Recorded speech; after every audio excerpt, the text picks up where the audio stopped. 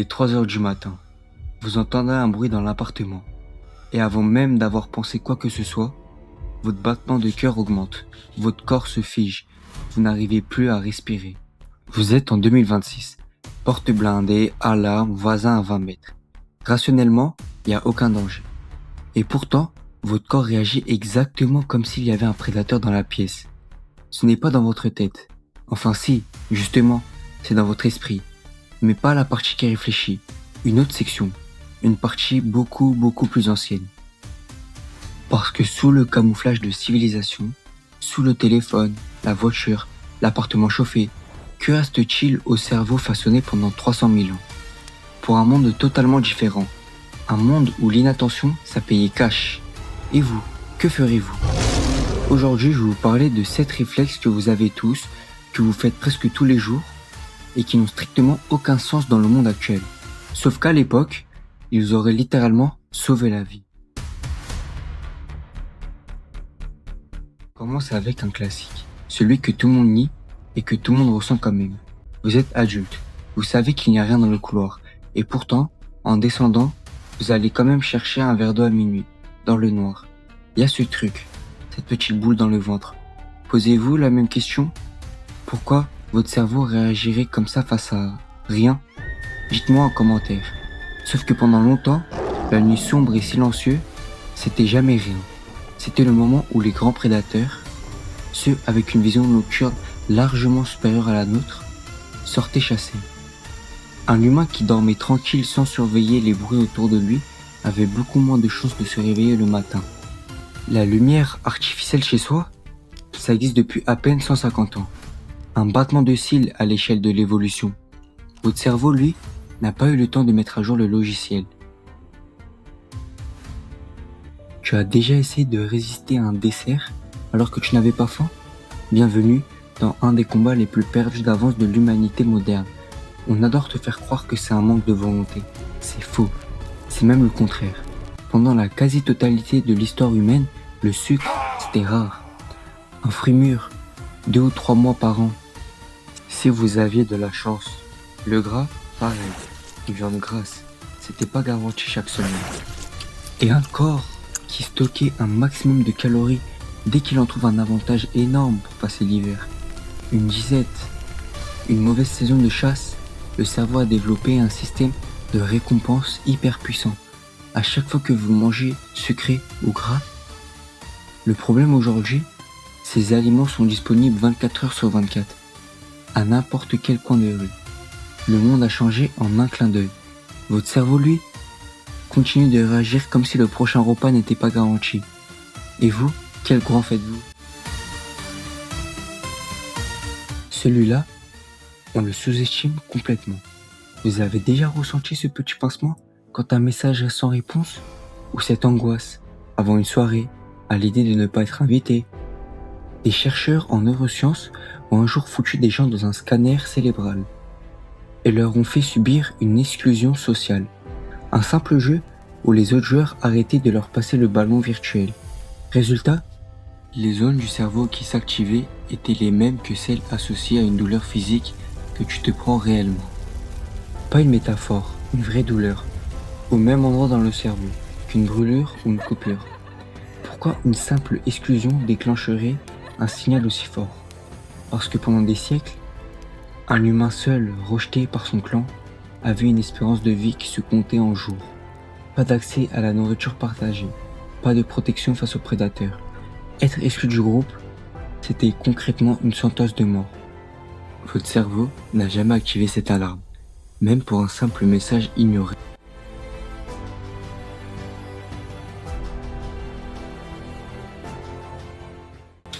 Pose-toi la question. Pourquoi tu cliques toujours sur un titre qui annonce une catastrophe que sur un qui ramène du positif? C'est pas ta faute. C'est même pas vraiment un choix. Le cerveau humain a développé ce que les chercheurs appellent un biais de négativité. En clair, les informations graves sont traitées et retenues avec beaucoup plus de force que les informations bonnes. Et ce logique, derrière, est une simplicité radicale. Si vous ratez une bonne nouvelle, il se passe rien. Vous êtes juste un peu moins content. Si vous ratez une mauvaise nouvelle, un prédateur qui rôde, un signe de danger, vous êtes mort. Ou pire, Tout votre clan est en danger à cause de vous. La nature a fait un choix radical. Rendre votre attention beaucoup plus sensible à ce qui pourrait vous tuer qu'à ce qui pourrait juste vous rendre heureux. Aujourd'hui, ce même mécanisme, ce sont les chaînes d'infos en continu qui s'en nourrissent.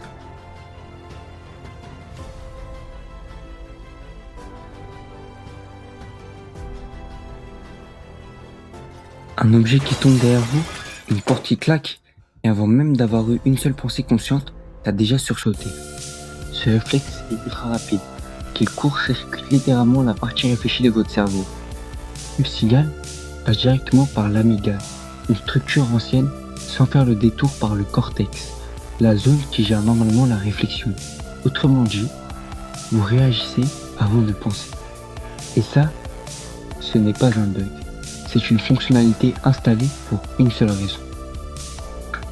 Dans un monde rempli de prédateurs silencieux, la différence entre un buisson qui bouge à cause du vent et un buisson qui bouge à cause d'un long tapis de dents, ça se jouait en une fraction de seconde.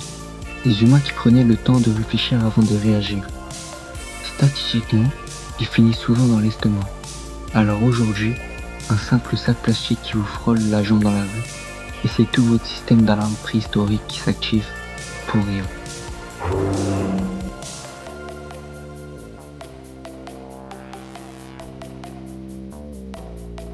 Vous connaissez peut-être quelqu'un, peut-être que c'est vous, qui flippe direct quand le frigo commence à se vider, ou qui veut un peu plus d'argent, même largement à l'abri de son besoin. Encore une fois, ça ne vient pas de nulle part.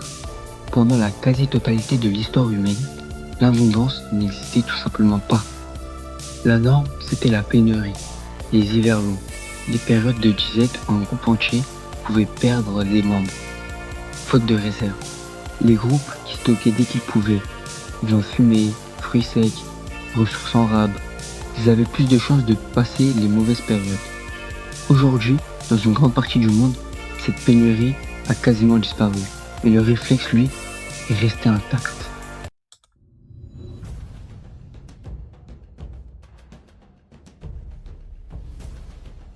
Et on termine avec le number one de l'homme, devant la mort elle-même, la claustrophobie, la peur de parler en public. Ça paraît presque absurde, non? Monter sur une scène pour parler devant 50 personnes, ça met votre vie en danger 0 fois. Personne ne va vous sauter dessus. Pourtant, les mains qui suent, la gorge serrée, le cœur qui s'emballe, exactement les mêmes symptômes qu'un danger mortel. Voilà, se retrouver seul debout face à un groupe qui te fixe.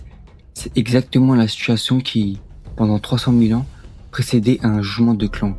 Et être jugé négativement par le clan, on l'a vu il y a quelques minutes, ça pouvait mener à une seule chose, l'exclusion.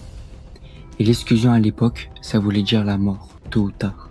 Ton corps, il fait pas la différence entre une salle de conférence en 2026 et un feu de camp préhistorique où tout le clan décide de ton sort. Une peur du noir qui vient d'un monde sans lumière. Une envie de sucre ultra violente pour la disette. Une angoisse sociale calibrée sur la survie du clan. Un biais qui vous pousse vers les mauvaises nouvelles pour mieux vous protéger. Un sursaut plus rapide que la pensée elle-même. Un réflexe d'accumulation hérité de la pénurie et de la peur de parler devant tout le monde, qui est juste la copie de la peur de se faire ban du groupe. 7 réflexes, 7 programmes posés il y a des dizaines de milliers d'années et qui tournent encore aujourd'hui dans ton corps sans jamais s'arrêter. Vous n'êtes pas rationnel, vous n'êtes pas faible, vous transportez juste encore aujourd'hui un cerveau conçu pour un monde qui a disparu depuis longtemps.